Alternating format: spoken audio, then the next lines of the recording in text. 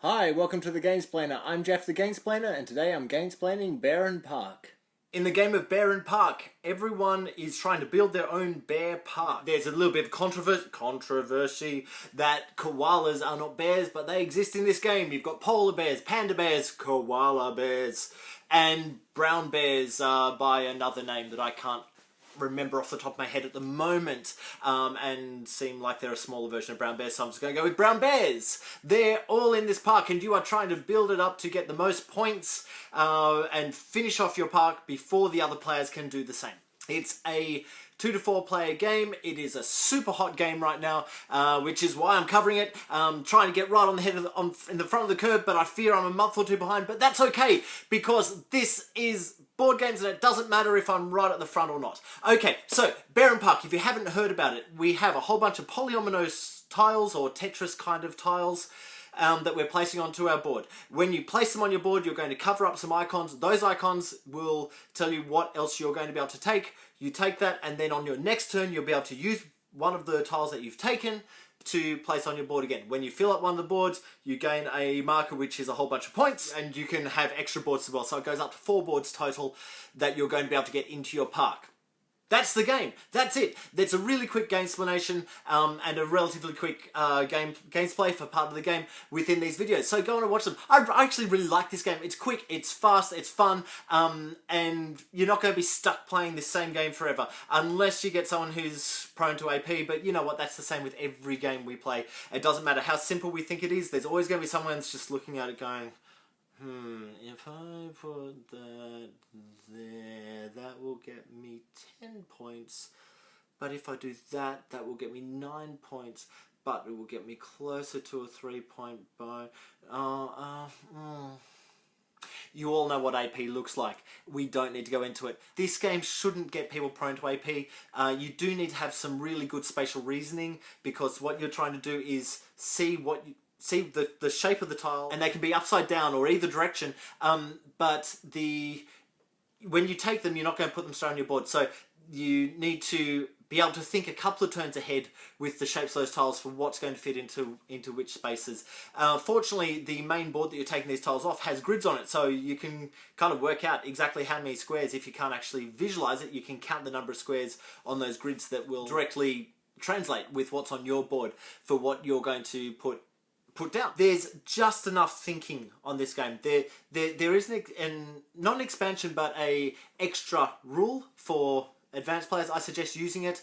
It's just some endgame bonus points for achievements, and those achievements, they kind of give you a little bit more direction on what you're choosing to place. So it might be that you want to get 3 of a certain type of bear's tile onto your park, and so you'll be driven to actually go for those ones first because there's higher points on that, even though you might be looking at one of them going, okay, there's only 2 points for me to grab that one, but if I grab this one over here, it's worth 6.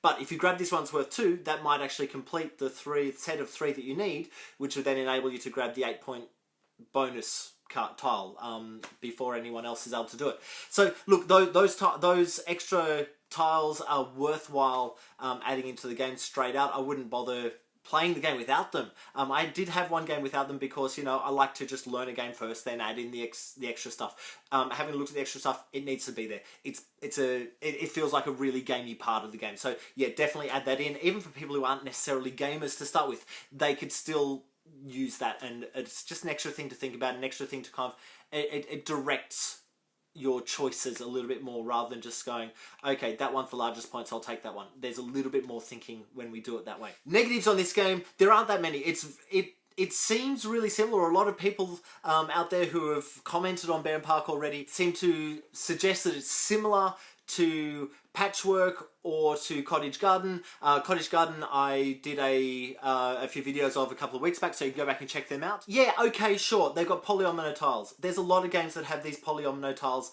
and we've got to use some spatial reasoning to put them onto a board. There's a whole bunch of games like that. That doesn't make them the same game. Yeah, okay, sure, they look kind of the same. You could probably put a lot of those tiles on top of each other and go, oh, look, they're the same tiles. That's fine. It's not the same game. If you've got Patchwork or Cottage Garden already, it's not the same game. It's worthwhile having this one as well. I find that Cottage Garden is very much just sit back and take the turns and relax. This one, there's a little bit more of a race with trying to get the tiles. Because they have point values on them and they're in descending point order, you're racing to grab the ones with the points on them before your opponent grabs the same one with the higher points on it, basically. So if they get the 6-pointer, you're going to be stuck with the 4-pointer. So you're 2 points behind. Even though you've placed the same shaped tile, you're behind. So there is that race of trying to get those higher point tiles earlier, especially when you include the added bonus tiles for the endgame scoring. There's a race to get to those earlier, because the earlier you do it, the more points you're going to get. That doesn't exist in Cottage Garden. In Patchwork, Patchwork, you're playing with time more than anything else. If you're not aware of Patchwork, it's similar placing these tiles, but it's got buttons and there's a turn track, and each tile that you place costs you time along that track. And the further back on the track, the player who's further back on the track will go first. I'm not going to do a Gamesplaned of Patchwork, but look, yeah, sure, they've got these similarities, but they are different games. This is what I'm trying to get to. They are different games.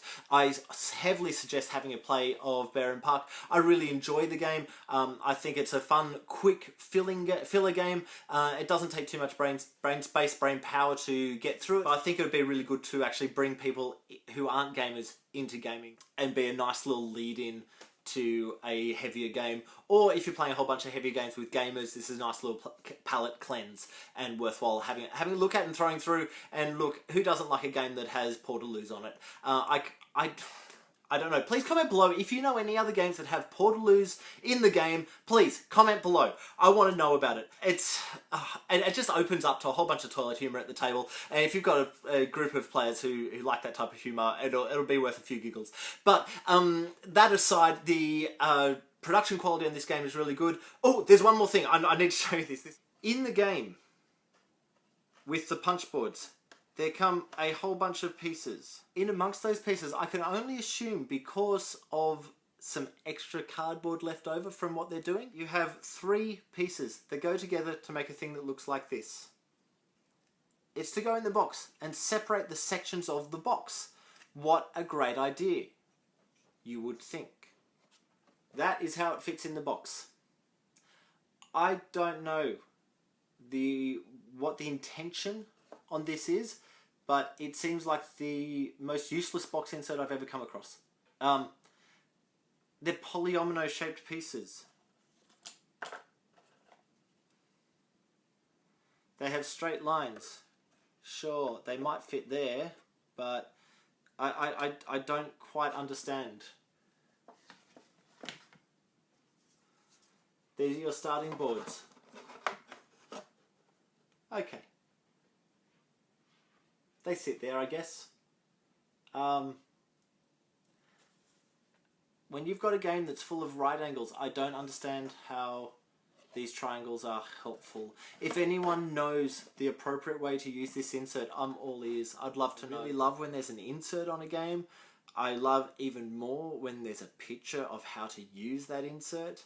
But this one's doing my head in. So please, if you know how to use this insert, if you know the intention behind what those triangles are for or how that's trying to separate things, please let me know.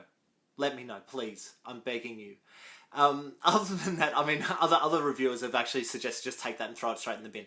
I can't do it because I feel like there's an intention there. I want there to be an intentionality to having that stuff in there. So please, if you know, please let me know. That would be awesome. I think I've talked about Barenpark enough. I hope that my Gamesplains help you get Barenpark to the table and give you a good feel of the game if you haven't come across it and if you don't know it yet. Comment below if you've got any comments or suggestions or if you know how to use that box insert. Follow me on Instagram and Twitter to keep up to date with the games I'm playing. Follow my blog, thegamesplainer.wordpress.com or something like that. You'll find it to read about my weeks of gaming. I am trying to get through as many games as I can in a year.